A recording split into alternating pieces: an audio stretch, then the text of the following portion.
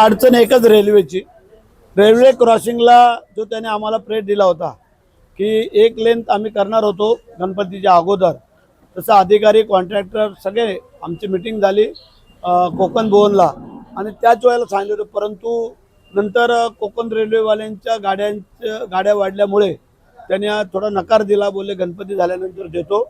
आणि म्हणून मग आता मी परत चर्चा केली तर मग पूर्ण इंदापूर असेल मानगाव असेल संपूर्ण जो रस्ता आणि वरची क्रॉसिंग आहे त्या सगळ्या त्यांनी जानेवारीचे प्रेट दिलाय, आम्ही फेब्रुवारीचा मागितलाय। रेल्वेच्या आडमुठेपणामुळे कुठेतरी काम थांबलंय का मुंबई गोवा महामार्ग माणगाव बायपासचं? आडमुठेपणा नाही म्हणता येणार, कारण शेवटी त्यांना गाड्या वाढल्यामुळे त्यांना वेळ नाही मिळाला, पण त्यांनी सांगितलं गणपती गेल्यानंतर आम्ही देतो म्हणून। शेठ, मग जर ही एक लेन पूर्ण होत नसेल तर मग मुंबई गोवा महामार्गावरून जो प्रवास करत असताना माणगावला ट्रॅफिक प्रचंड होते, त्या त्रास सहन करावा लागतो, मग पर्यायी व्यवस्था कशा पद्धतीने? पर्यायी व्यवस्था अशी केलेली आहे की आम्ही पुण्यामार्गे येणारी ट्रॅफिक ही निजामपूर मार्गे तिकडून वळवून आम्ही डायरेक्ट जो आता हा बायपास झालेला आहे त्याला आम्ही तिथं जॉईंट करतोय आणि तो तसाच बाहेर आनंद हॉटेलच्या तिकडे बाहेर पडेल। काही गाड्या अशा आम्ही करतोय तर आमच्या तिकडच्या जर असेल तर आम्ही पाचाड मार्गे पण त्यांना नेण्याचा प्रयत्न करतोय, खाली नातेखिंडीत उतरायला।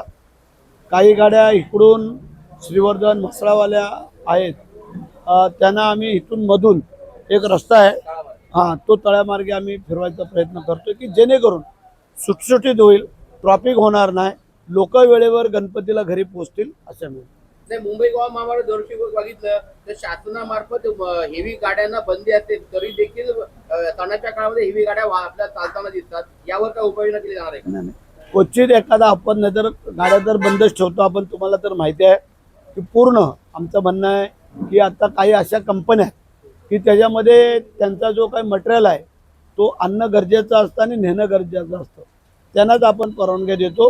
नाहीतर मला वाटतं की 90% कंपन्यांच्या गाड्या लोडेडच्या जात नाही। आपण आता पाहणी केली वडखल पासून नागोठण्याचा जो पूल आहे तो प्रचंड धोकादायक बनलाय, स्वतः आपण त्या पुलावर जाऊन आलात, मात्र याबाबत ठेकेदारावर आणि अधिकाऱ्यांवर काय कारवाई होईल का याबद्दल? आता आम्ही त्याची चौकशी करतोय की असं होण्यामागचं कारण काय। नैसर्गिक कारण आहे, ठेकेदाराची चूक आहे, इंजिनियरची। जर ठेकेदार इंजिनियरची चूक असेल त्यांच्यावरती कारवाई निश्चित होईल, त्याला कोणालाही सोडलं जाणार नाही आहे। आणि जो वस्तुस्थिती आहे ती वस्तुस्थिती आहे, परंतु छोट्या वाहनांची आम्ही ट्राय करतोय की 2 तारखेपासून ह्या गाड्या आम्ही सोडण्याचा प्रयत्न करतोय। आता जर आपण पाहिलं, तुम्ही बरोबर होतात की आपण 4:30ला सुरुवात केली पेनच्या वडकाच्या तिथून, ते आता इथे येईपर्यंत आपल्याला जवळजवळ 2.5 तास लागले। काल काय लोक आले होते ते 1 ते सव्वा तासात आले होते, म्हणजे हा फरक आहे।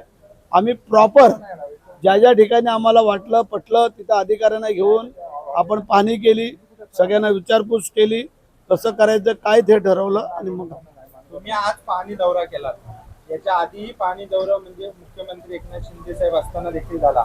याच्या आधी या महिन्याच्या शेवटला आदित्य ठाकरेंनी दौरा केला, त्याच्या आधी राज ठाकरेंनी केला, पण तिकडनं असा सातत्याने आरोप झाला की त्यांच्या दौऱ्याला अधिकारी कुणीही आला नाही, त्यामुळे अधिकाऱ्यांची भीतीच कुणाला उडली नाही असा त्यांचा आरोप आहे। असं आज सगळे अधिकारी होते ना, आज होते पण त्यांच्या 2 दौऱ्याला आम्हाला काय माहिती, तुम्ही त्यांना विचारायला पाहिजे। आज त्या अधिकाऱ्यांना विचारायला पाहिजे होतं, ते असू द्या। 1 जण आले होते ते त्यांच्या मानगावच्या मध्यवर्ती कार्यालयाचं उद्घाटन, आणि 1 आले होते ते भरत शेठचे कटआउट किती लागलेत कसे लागलेत हे पाहणी करण्यासाठी आले होते।